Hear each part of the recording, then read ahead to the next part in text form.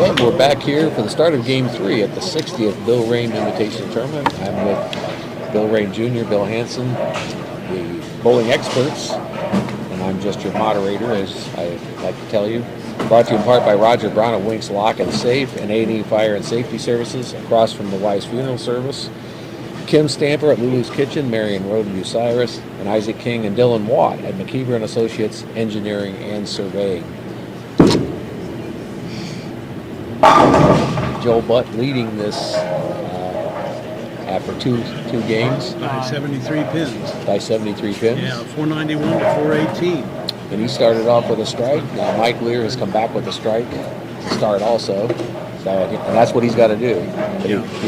He can't just match it. He's going to have to start gaining. Yeah.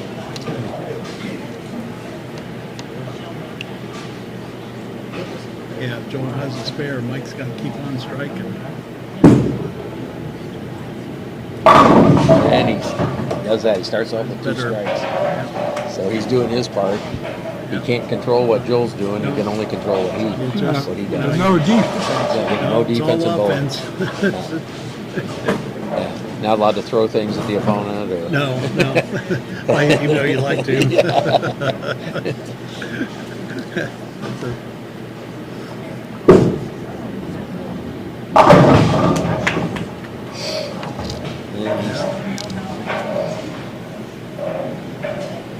Joel seems to be, other than that one little misstep in the 10th of the first game, seems to be pretty locked in right now.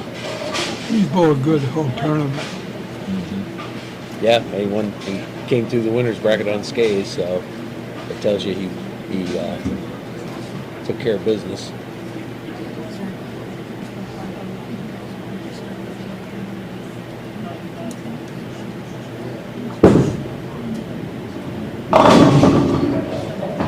And everything but the 2-pin.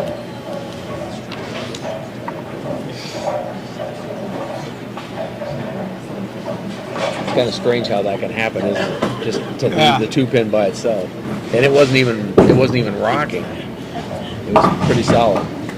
So he converts the spare. He had it just thin enough to get the head pin right around the tube. Mm-hmm. This is where Mike needs to Mike's got to make some strike here on 10 and then move He over needs to 9. And bunch up. Yeah, Yes. He's got to make some progress. This is his opening.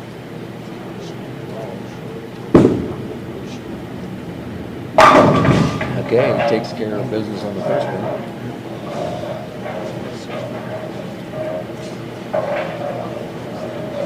Moving back over to lane 9.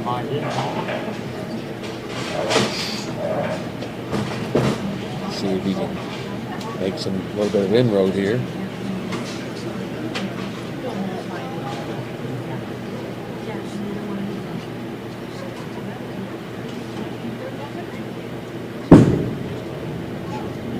A little high on the head pin again. 4-pin. Yeah. Left before, solid 4. Yep. It Right wasn't around wobbling at all. No. It was pretty straight.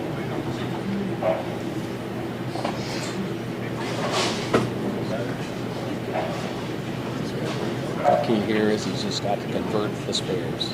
Open frames are going to be killer. Oh, yeah. And he does, easily enough. Mike's just got to hope that Joel has a couple big splits in there. Any kind of open frame, and, yes. And Mike can take advantage of it at that point, but don't see that happening. Not with Joel. He had that one, and that's been in it so far. He didn't like that one, but it worked. Yeah. He surprised himself on that one. Yeah.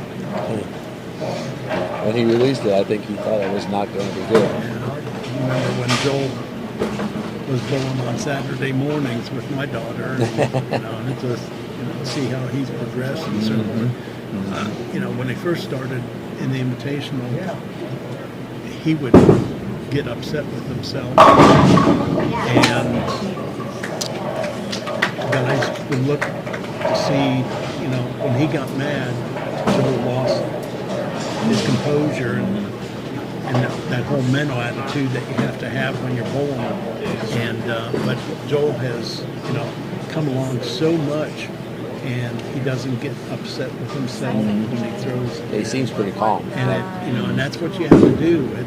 You have to learn that. There's so many kids, and even bowling in the league, people get upset with themselves. It's not a good thing. No.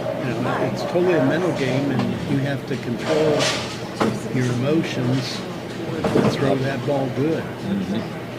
Yep. Forget the last one, go on to the next. That's right.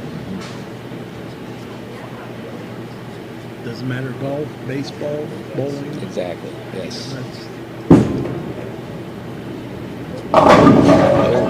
Hit a little light on the head pin, but he had a lot of action on that. Yeah. So Mike with back-to-back strikes here, recovering from that spare. Looks like Mike's playing the lanes a little different. He's got a little bit more outside on 10 than he does on 9. Okay.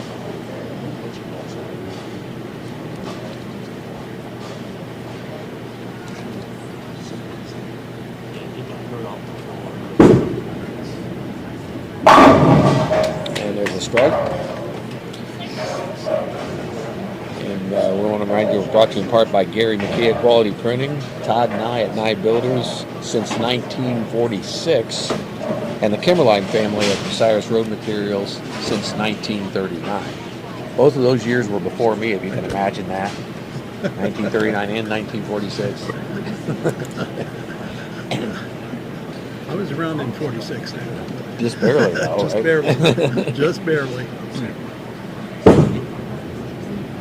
Another solid strike for Joel Buck. And Joel changed balls there. Just had the feel, right? Yeah. Or like you say, the lanes changed a little The too. lanes changed, and so he had to change, moved a little bit to the right. It's amazing how they get that feel, isn't it? Where just the sense of what's happening. Yeah.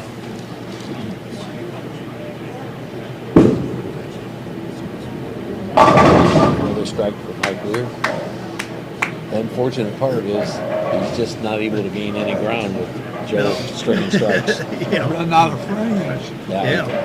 Start running out. That's right. We're 3/4 of the way through game 3.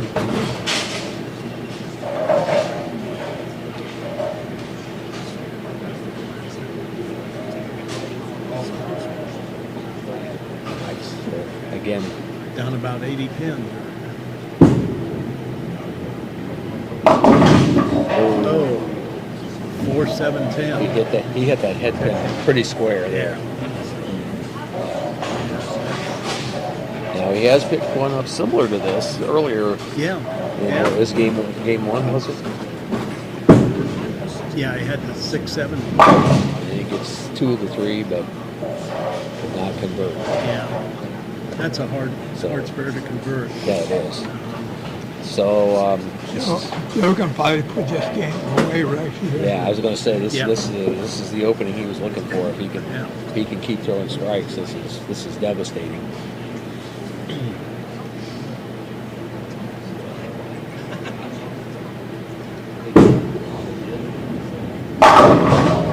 He went back to his original ball again.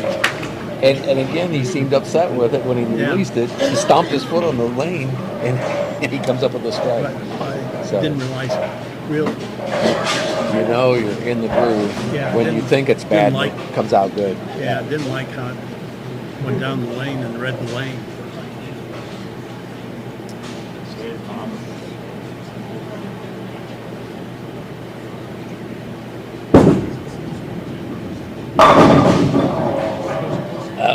They had one rolling that way, but it didn't quite make it over to the 10 pin. So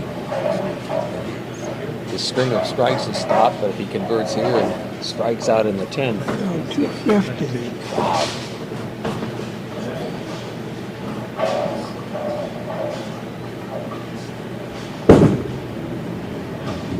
There's the spare. Yeah, because he's thrown 2 different balls, one on 9 and the other one on 10. Oh, okay. Yeah. knows the difference in the lanes. Yeah, because the lanes react. You know, usually 9 and 10, they'll play about a board, 2 boards difference. So all Mike can do is strike out and hope for the best. Hope for some help. He did his job on the first ball. Yep. He's into 10th frame, so he can what be at 224.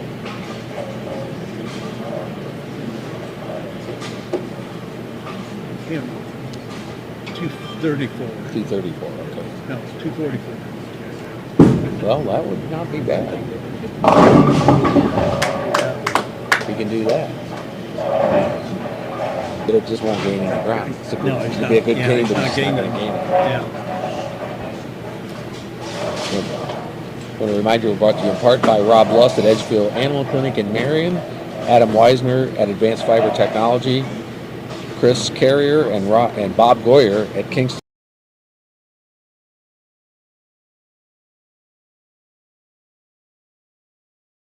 for this segment.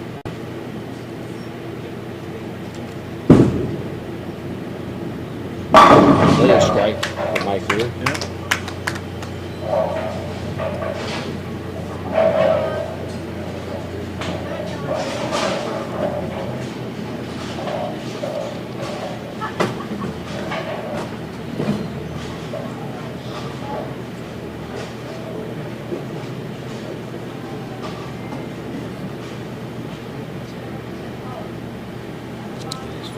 Final ball here in the 10th after 2 strikes. Mike Lear, and he leaves the 9 pin. 243. So a real strong finish for Mike. But as you said, if Joel strikes out, he's 252. You said. Yeah. So 233. Yeah, 243.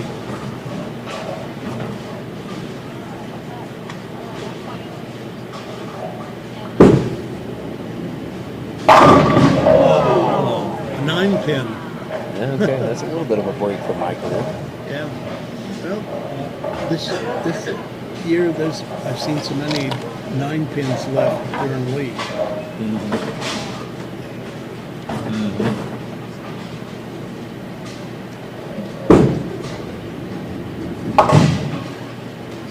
Picks up the spare, so he has one more ball here. So he's another strike. He's actually going to gain 240, 246, 247. 247. He's actually going to gain 4 pins, even though Yeah. he's probably not happy with his finish. And there it is, 247. 47. So Joe Butt gains 4 more pins and takes the lead into game 4. And this will be it for us, unless Mike Lear makes a strong comeback. We'll be back with game 4 right after this.